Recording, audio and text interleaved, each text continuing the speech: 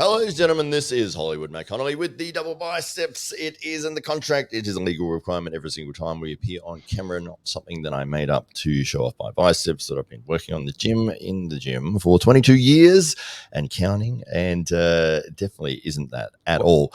Not a show-offy thing. It has to happen every single time. It was in the fine print. Didn't quite read it in the contract, but I did write it into the contract. The contract. Big giant letters, but the co-host, co-founder, co-breather of air, co-wearer of clothes in this very room, it is in fact the master of disaster, the king of sting, the Count of Monte Cristo, Thunderlips, the ultimate male. It is in fact the winner of the Dave Stockbridge of the Year award. It is Dave Stockbridge. Stockbridge, welcome to your show. Thank you very much for that very, very warm introduction, Hollywood Matt Connolly, and always a pleasure to be here, and welcome back from sunny Queensland and your time with Ryan Blue Bowen. I'm very excited to find out more about that little excursion, and we have ourselves today a wonderful guest. So Deacon Laugher, the reigning and defending champion at the M16 Open, which is taking place here in Adelaide this weekend coming. So still in Tassie, about to make his journey over in his in camp still. Is that correct, Deacon?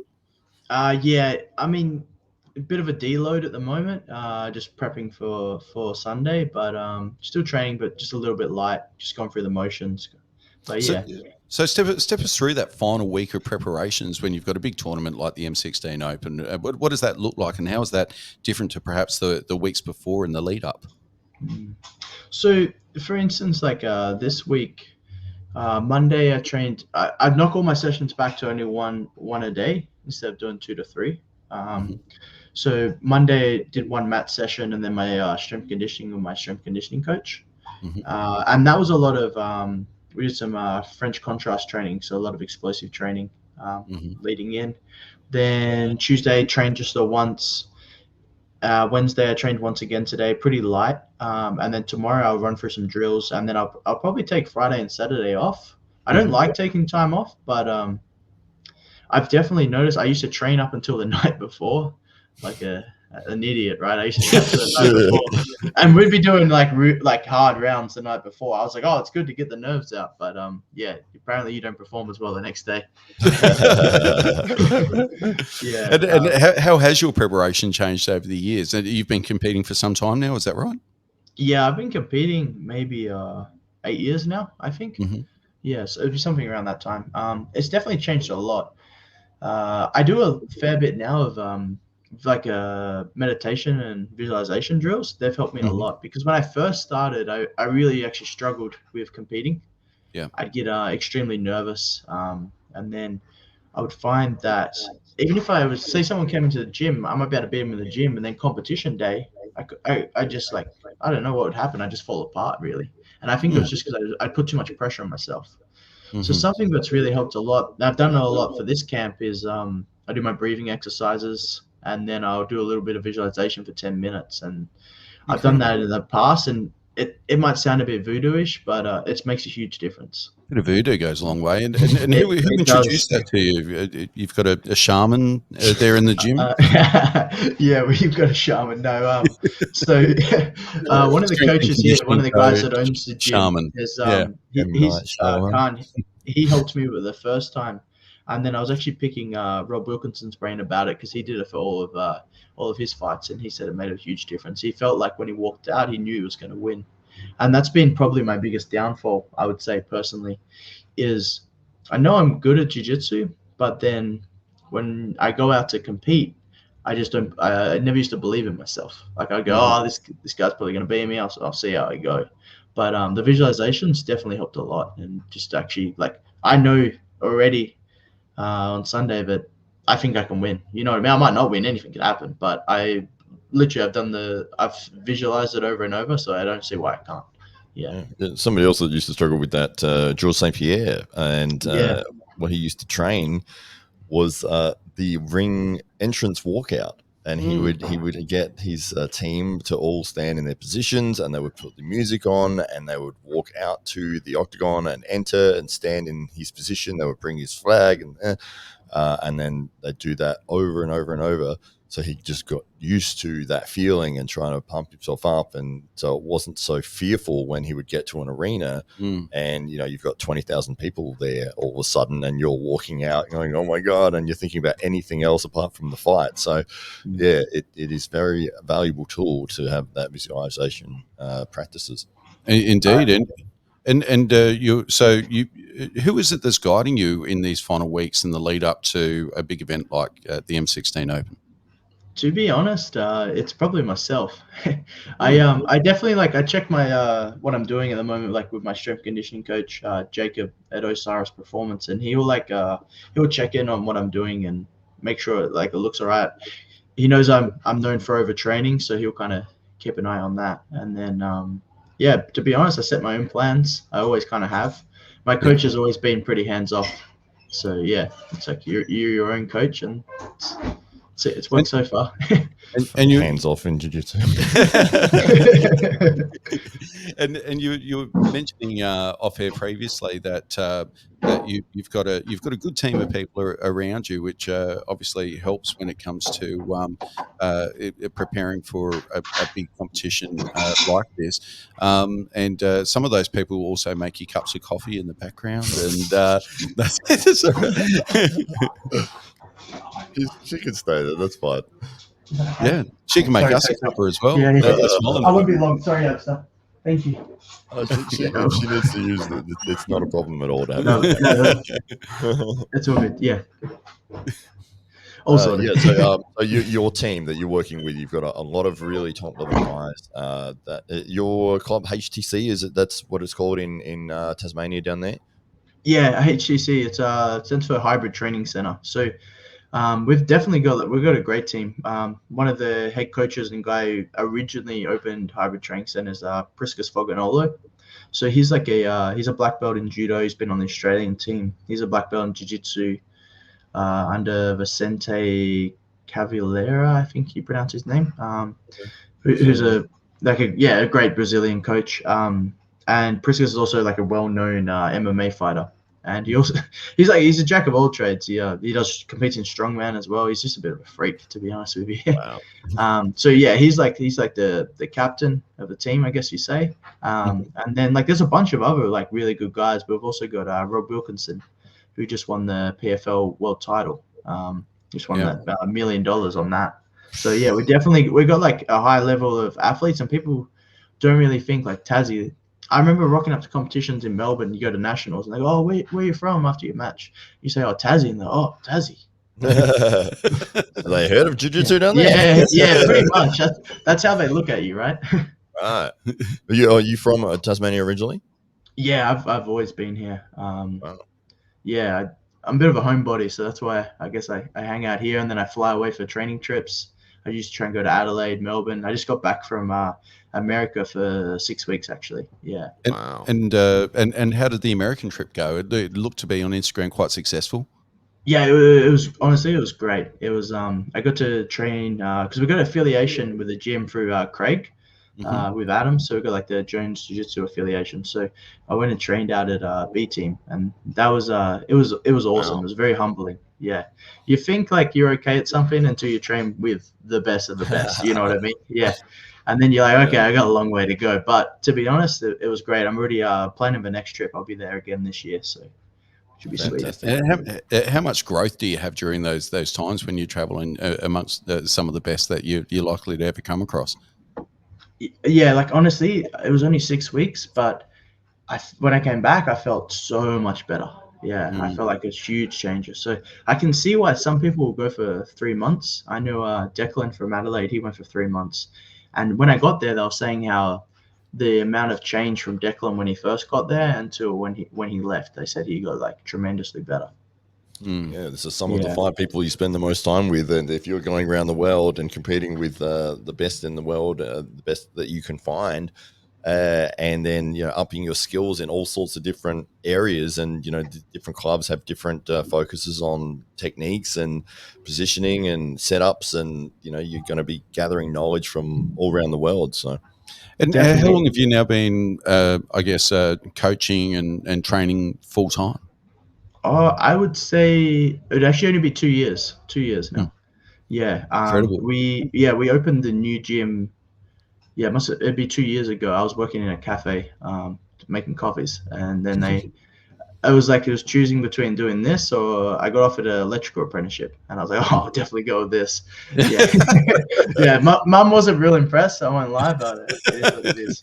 Electrical apprentice will always be there. Jiu-jitsu is one of those things you get that That's one exactly. shot and you'll have to do it. Absolutely. And your BJJ journey, when did that begin for you? So it started when I was BJJ. I started like when I was a teenager, but my martial arts started when I was 5, and I started doing karate. Incredible. Did that for 7 years. Realized it was a waste of time. I never got my headband, but yeah. And you did learn the jumping from the kneeling position to the standing position. Sure did, and the wax on, wax off as well. That's all you need to know. And you've mentioned in previous interviews, like the one that we had just before, that you, your grandparents, they were practicing taekwondo practitioners. Yes. Is that right? Yeah, so they were both black belts. Incredible. I believe my pop was like maybe a second dan. I could be wrong about that, but yeah, I remember he had his certificates and his belt, and he showed me when I was a kid. When I was 5, I went to taekwondo class. My mom took me, and they said I was too young and I couldn't concentrate. It's like, that's what kids are like, you know what I mean? But apparently mom said I was just crying afterwards, so she found a karate place and they took me in. Yeah, she doesn't require any concentration at all. And no. have you weaned them off the kicks and got them on the mat? Your grandparents, are they still active or? No, they're retired now. They've got head injuries. But anytime I come over, my pop was still like he'll try and get me. I've noticed. He used to do when I was a kid. Like I'll just be in the kitchen making a coffee. I can only imagine Christmases at your place. Yeah, he'll just try and like hit me with a body shot or something. But like, yeah. Wow, that's nice of him. Yeah. I remember when I was a kid, he'd put me in like a headlock and he'd go, you go, do you know how to get out of this? It was wild, and I didn't know. And then I remember after I started training jiu-jitsu for a while, and he put me in this headlock, and I didn't want to say to him, but I was like, Pop, that's not how it's done.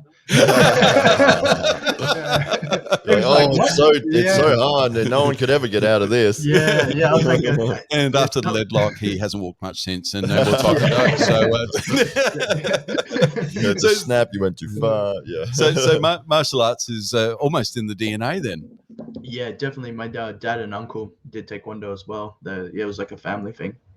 Wow. And how do they feel about you kind of, I guess, diverging away from taekwondo and the traditional family sport and into the brave new world of BJJ? I mean, I think they're pretty cool with it. Like they just like to see me doing stuff, you know what I mean? Yeah. And I guess they can tell, like, at first, Dad didn't. I remember me and Dad were talking about this the other day. He was saying how he didn't even know what jiu-jitsu was. And he took me to my first tournament. It was like up the other end of the state. And I couldn't imagine what he was thinking. Like, what the hell? But ever since, he's been my, between him and obviously my mum and girlfriend, biggest supporters. So, yeah, I wouldn't be able to do it without him. So obviously they were quite understanding when the full-time opportunity came to train others and to obviously keep yourself in shape and be able to dedicate yourself to the sports full-time. Yeah, I think at first maybe they were a little bit worried. I mean, as any parent would. They're like, oh, what do you mean you're going to start working at the gym? You know what I mean? Yep. But they've realized now that like it's good. It's a good way to make an income. And you know what? Happiness is number one. It's like, there's only, me and the guys were saying the other day, I was like, literally live the best life. You know what I mean? Yeah. You get up, you train some PTs in the morning, you do your own training, you can go down for a dip at the beach and come back, more PTs. Yeah, like, it's living the dream. And who would have imagined just a few short years ago that you could make BJJ your life, your work, and incorporate it into an income, essentially, a full-time job? Yeah, I remember. So every year I'll like write down my goals. I mean, a lot of people do that. But I write down my goals. And I remember I was like, one day I just want to be able to make a living doing jiu-jitsu. And it's like 25. And you know, like I'm already doing it essentially. You know what I mean? It's like, oh, cool. So that's done. It kind of feels like BJJ is having its karate moment at the moment, where it's the population, the popularity is exploding, and the mainstream's becoming familiar with it. It also seems to be, because it's not that striking sport. You know, the soccer mums don't have the same issues with sending their kids down to roll on the mats as perhaps they might. Sending their kids down to a boxing gym, for instance. Yeah. Definitely. I think the parents, they're all for it because obviously, like you said, they don't need to worry about head trauma, things like that. They're also probably worried, like with striking sports, their kid might become violent or something. But yeah. I mean, I guess when they look at it from the outside, when they're watching the class, they just see their kid wrestling around in a pair of pajamas, you know? Yeah. It all seems like fun until somebody's ankle gets broken. Yeah, exactly. How does HTC approach leg locks? Do you have to wait until you've had a certain amount of experience before you start teaching them? Are they sort of restricted in practice areas, or do you just have a free-for-all? No, I mean, I wouldn't say it's like a free-for-all, but, you know, like the white belts can do it for sure. Funnily enough, I'm still like making my way up the ranks, especially after going to America. You realize you're not that good, but like there's levels to it, right? You know what I mean? But like I remember the first time I started winning in say Tasmania was leg locks, and then when I started winning on the national level, it was leg locks. I was only a white belt, you know what I mean? I realized like you could use these things. There was a gap in the knowledge, you know what I mean? I remember being a white belt and submitting purple belts, and I was like, how? You know what I mean? Like, I shouldn't win this. Yeah. So I'm am I actually a Gracie? It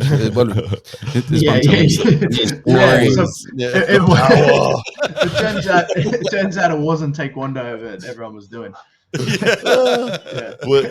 Which leg lock were you?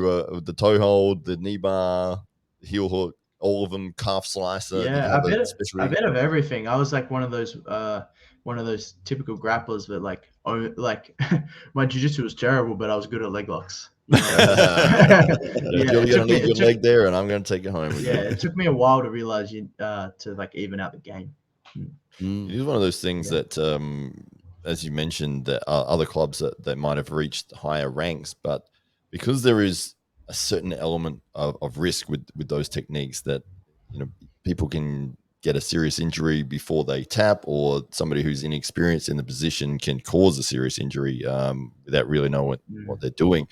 There are a lot of clubs that do put those restrictions on there, but in a way it can be to their own detriment, because as you said, if you're sitting in a white belt level and you're submitting people who are potentially years of experience in the jiu-jitsu world, because they didn't get taught those fundamentals from the very start in terms of leg locks, it can be an interesting double-edged sword. It's like you want to keep your students safe, but at the same time, you're leaving them vulnerable because the people who do know those techniques now have an advantage over them. So it was one of those things that with the traditional Brazilian jiu-jitsu, it was very restricted with leg locks. They almost didn't train them at all because of that danger element. But then when some of the American grapplers realized that, like Dean Lister and these people who were like, I'm going to go all in on leg locks, and they started just beating everybody with it. It really showed that, no, you need to train this from the start, because you do have the danger element, but once you progress, if you don't know what you're doing, you're just going to be beaten over and over and over. Oh, definitely. I definitely always encourage my students I'll teach start with like leg lock defense first, and then like even if it takes a whole class to go around the understanding of the position, you know what I mean? I personally believe that, and you actually said it well yourself about it's more the person who doesn't know what they're in that causes issues. The good thing about an arm bar, right, is you extend the arm bar, your arm's about to break. The thing with heel hooks, they probably don't know which way they need to turn. So they're turning in the right. It's like they're turning into the arm bar. They're extending it for them. That's essentially what you might see.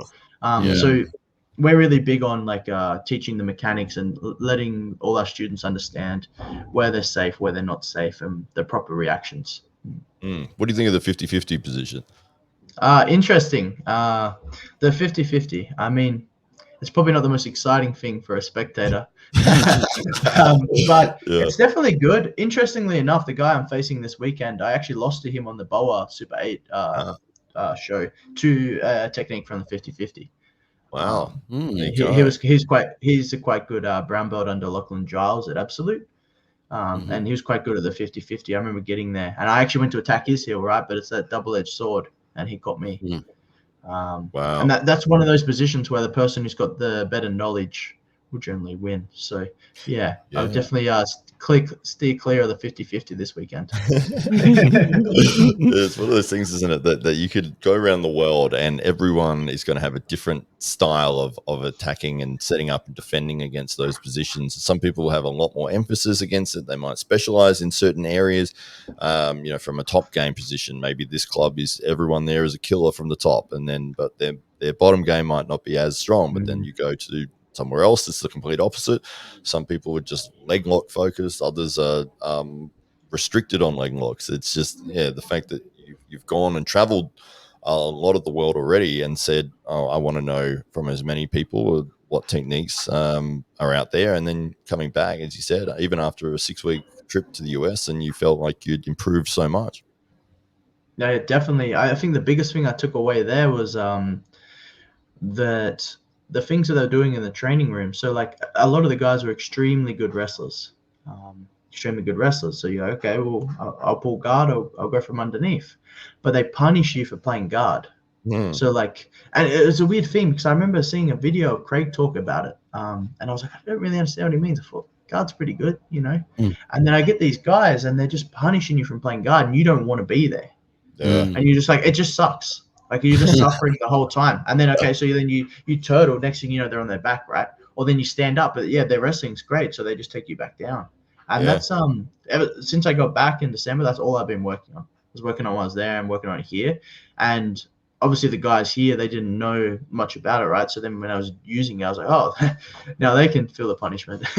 It's one of those elements that really gets exposed quickly in mixed martial arts, is that somebody can be phenomenal at jiu-jitsu, but if they don't have the wrestling credentials or the ability to take that opponent to the ground and use that jiu-jitsu, they're really a fish out of water a lot of the times. And we've seen it several times with guys who are literal world champions in jiu-jitsu, and they just cannot get the fight to the ground. And they get knocked out, or they just get completely dominated in clinch work, or positions that they never really work. It's like they've spent so many years, 20 plus years in grappling, and they're phenomenal at that. But if you can't get the fight to that position to take advantage of it, you see them really struggle. Yeah, and in training in a gym with the high profile athletes like Wilco, world champions, as a matter of fact, it must be exciting to see that there's now a pathway into the world of mixed martial arts. But are you starting to see that pathway open up increasingly for BJJ practitioners and athletes? I think so. I think like the way you'd hear like back in the day was like, oh, you do jiu-jitsu, and then once you want to make a little bit of money or try and make some money, you go to MMA. Yeah. But these days, it's been the pathway, hasn't it, over the last maybe 5 or so years? Yeah, but I think like these days, like especially the last year or two, you've been able to see people like, obviously there's guys who are like a much higher level than I am. Like you got your Gordons and your Craigs and stuff. They make like a good living off doing jiu-jitsu, right? So I don't see the point, like the need to transition to MMA, because I feel like I could definitely just do jiu-jitsu, do what I love, and like there's more and more opportunities, and who knows where the sport will be in 10 years, And was there a time when you did feel that pressure that to advance or to perhaps monetize or to make a living out of the sport we're going to have to move into the cage? Definitely. I remember I got back from just before the pandemic, and I got back from the US, my first trip there, and I was like, oh yeah, I'm definitely going to do MMA when I get back. And then I was doing some training, and I was like, you know what, this sucks. Yeah. And then like someone said to me, it's one of the guys, he said, you're really good at jiu-jitsu, why do you want to do MMA? And I was like, yeah, good point. Like it's just a bit like, I was like, yeah, good point. I think it's just because like everyone who I idolized at the gym was doing MMA. I'm like, oh, Deeks, you should do MMA. You'd be so good at it. But it's a lot of work. Yeah. You know what I mean? You got to become good in every area. And let alone like to make it to the top. Like I think anyone in MMA who makes it to the top is unreal. you've got to be good at it all. You've got to be an athlete. Yeah, it's a very hard sport. Well, we're living in interesting times down the country where we've got 2 or 3 guys that could at any point in time be walking around with a strap over their shoulder at the highest level of the sport. Wilco there in Tasmania, obviously showing the way in PFL as well, and returning this year, I believe, to yeah. I believe he's got another 2-year contract, so he'll do this year and the following year. Absolutely incredible. And I believe there's been a recent signing as well, which would be big news in the Australian MMA world for the PFL as well. So stay tuned to that in the next little while. Cool. For you, yeah, maybe even a Daily Combat exclusive. Who knows? Well, stay tuned. So Deacon, do you want to share any news with us? No. But you are over here for the M16 tournament. That's the M16 Open, and the level of professionalism that we're now seeing come into BJJ is kind of reflecting its popularity. And so, the guys there at M16 really looking after the athletes and giving them a taste as to what perhaps the sport is likely to be in the not too distant future, where it's a professional sport that guys can enjoy some of the trappings of what elite athletes enjoy, like the travel and accommodation being cared for, and that type of care and attention that's now being lavished upon some of the top level athletes. Oh, definitely. Like I was saying earlier on the first run, the guys at the M16, I haven't experienced anything like that yet. You know what I mean? I've actually done quite a few shows in Australia now, and they're the only ones that have they pay for your flights, they pay for your accommodation. They're checking in at you, make sure you made it to your accommodation, seeing if you need anything. Yeah, they really look after you. Yeah, absolutely, and so the M16 Open for people that are going to travel or who are here in Adelaide. Where's that being held? So it's held at the Noarlunga Recreation Centre? That's it. Yeah, sorry, I probably pronounced that wrong. That's it. It's one of those things that's easier to read than say. Yeah. So Noarlunga Recreation Centre. Can you say it one more time? The Noarlunga. That definitely wasn't it. Anyway, it's at the centre, right? On Sunday. It's great. It's just in the road from Matt's place anyway. So you're likely to see Matt just pop in there at some stage over the weekend and say good day. And so if you are in Adelaide, head down to Noarlunga Recreation Centre. Is it over the weekend or just on Saturday? Just on Sunday. Just on Sunday. Yeah, I believe it's 10 a.m. start. There's a bunch of high-level guys. And then one of them's from Adelaide, Declan Moody. He's extremely good, super high-level black belt, and he's got a big match. It's actually the main event. So, yeah, definitely, if you're into jiu-jitsu, I'd definitely come and support that. And and of course, you can see this man, Noarlunga. Oh, yeah, for sure. Deacon Law, and your opponent, Deacon? I've got a match against Jacob Myers-Braun, I think that's how you pronounce his name. He's a brown belt under Lachlan Giles at Absolute MMA. We had a previous match last year on the Bowl Super 8, and as I mentioned earlier, he got me with an inside heel hook from the 50-50, so it would definitely be interesting. It's going to be a good back and forth match. I think we're both at a good level that anyone could win, but I'm definitely backing myself for this one. Yeah. Well, mate, we'll look forward to seeing you here in Adelaide, and wishing you all the very best at the M16 Open. And ladies and gentlemen, thank you very much, Deacon Law. No, thank you very much for having me, guys. I really appreciate it. Thank you very much. We'll look forward to having you back on when you've got the new title. And you're again reigning and defending.